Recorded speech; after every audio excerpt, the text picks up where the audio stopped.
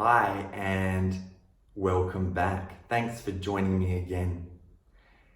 And this session is related to the previous. See, this session, well, are we there yet? This is the power of language. Now we're getting into another one of the extremely powerful linguistic patterns that, well, could be used for or against you, or you could use them for or against yourself. The point of the matter is awareness. What specifically are we talking about? We're talking about language patterns. We're talking about the power of language and how your language creates your reality.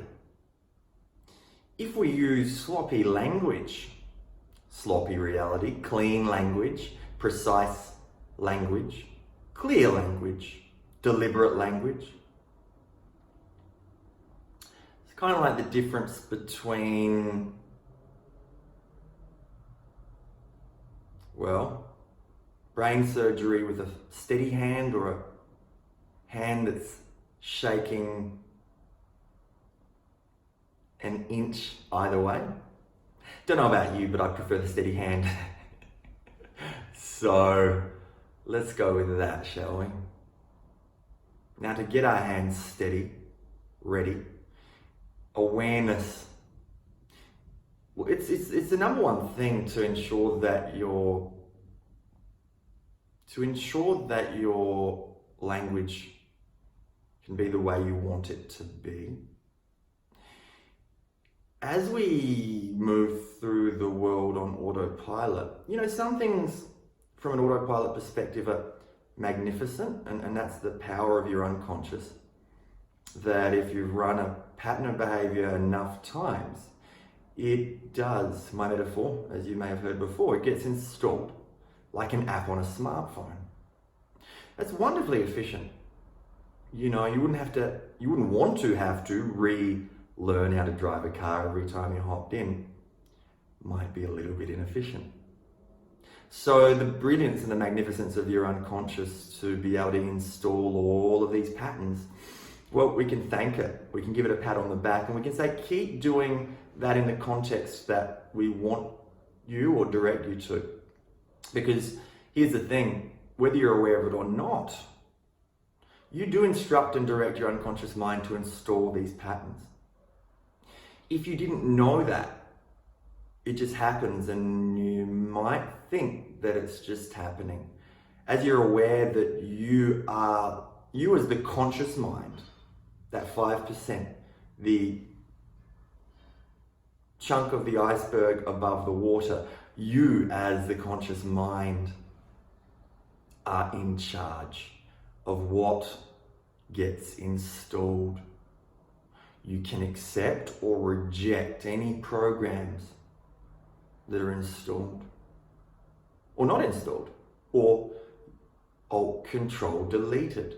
Now the Alt Control delete can take a little bit of extra energy because once it's in the deeper mind, as you may have heard me say before, the deeper mind perceives anything that we accepted enough times for it to be installed, like an app on a smartphone, just perceives that behavior, whether it's a language pattern or driving a car or binge eating or being anxious all the time, it accepts that behavior as being safe, a safety behavior. It protects us.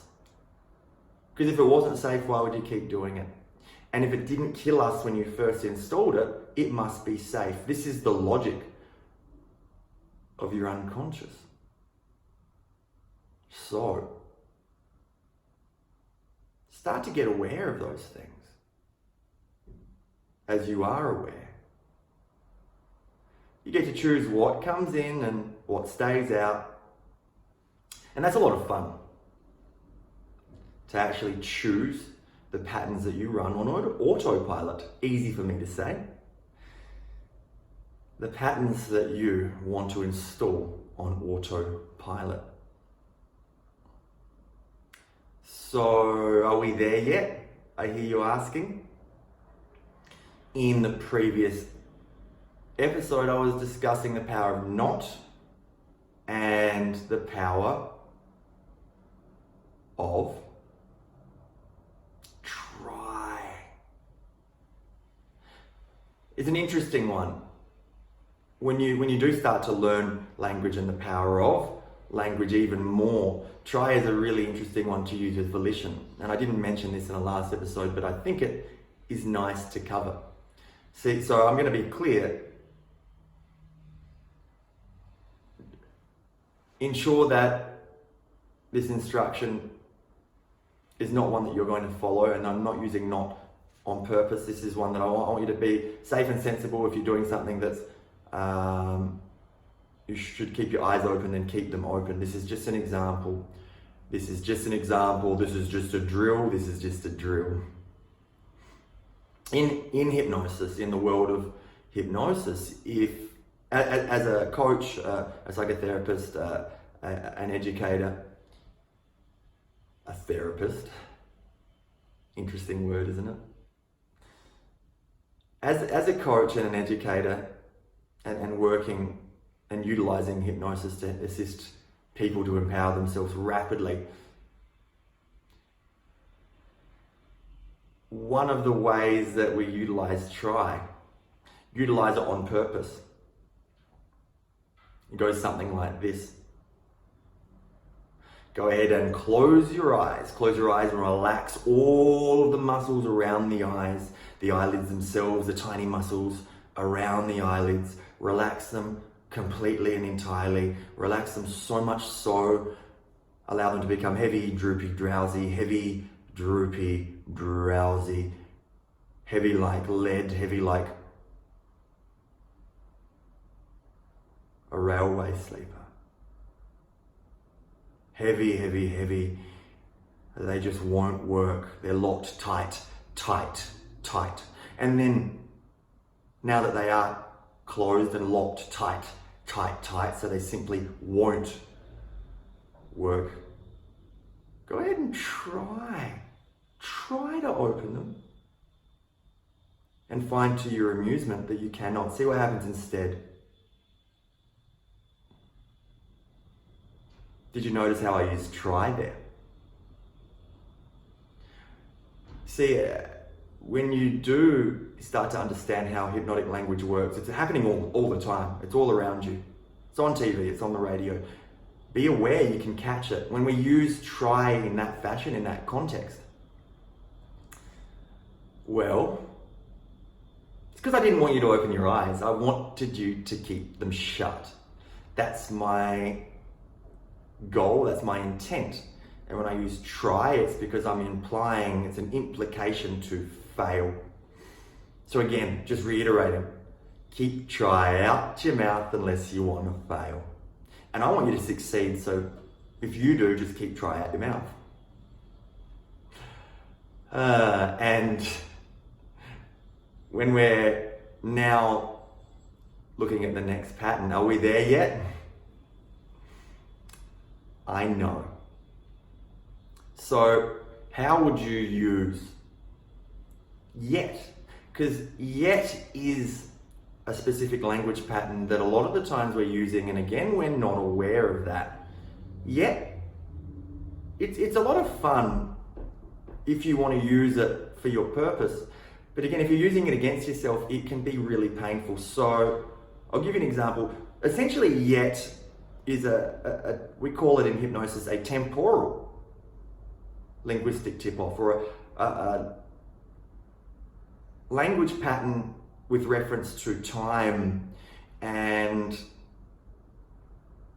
more to the point, time for something to happen or not happen, but the fact of the matter is it presupposes something is going to happen.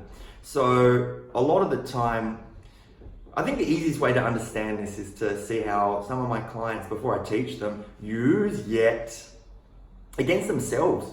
So they're actually self-sabotaging. And I'm not a fan of self-sabotage. Don't know about you, but we could just let go of that now. The self-sabotage pattern I see so often is to do with talking to a client about, what they want as a goal. So this is also ties into what someone doesn't want and how unconsciously, perhaps sadly, they got used to just focusing on what they don't want and using a negation around that. So the question would be, perhaps I ask a client or a student, so you've got this particular problem, let's use weight loss as an example. You've got this particular problem around gaining weight.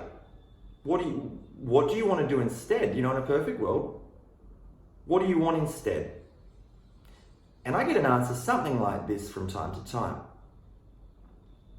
Well, I'm not in hospital with on dialysis yet, and I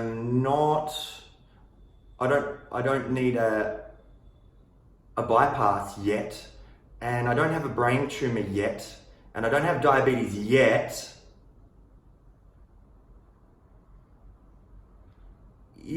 Am I being overtly obvious yet about the power of yet? When we use yet in any circumstance, we're presupposing something's going to happen or expecting it, and what the mind tends to expect, it creates. So I'm fond of the word yet, but let's use it for your purpose. I haven't got that promotion yet. I'm not making, $100,000, $200,000 a year yet. I don't have perfect health yet. I'm not at my ideal shape and size yet. I'm not anxiety and OCD and depression free yet. I haven't unlocked every aspect of my personal power to allow me to understand that I'm far more than I could ever imagine I am yet. But when I allow myself to get to that point where I do unlock that inner power, I'm yet to see exactly what I can create. Now do you see the difference? That's right. And if you've got any questions on this, let me know. I'd love to help. I love to help people that want to help themselves. And if you haven't thought of that question yet, I don't want you to not unlock your inner potential. And if you try to stop that internal power erupting for you to see the magnificence of yourself, I also would prefer that you're not creating exactly what you want, but more so something better than that, because you're yet to see that infinite potential inside. Now, this is Matthew Tweedy, and you can catch me on MatthewTweedyHypnosis.com website, Facebook, Instagram, of course, the Power of Practice podcast. Subscribe and rate and review. We can do that on, iTunes is wonderful, Stitcher, Spotify, but there's so many other outlets. Go ahead and subscribe. Means a lot. Keep growing and evolving. Ciao for now.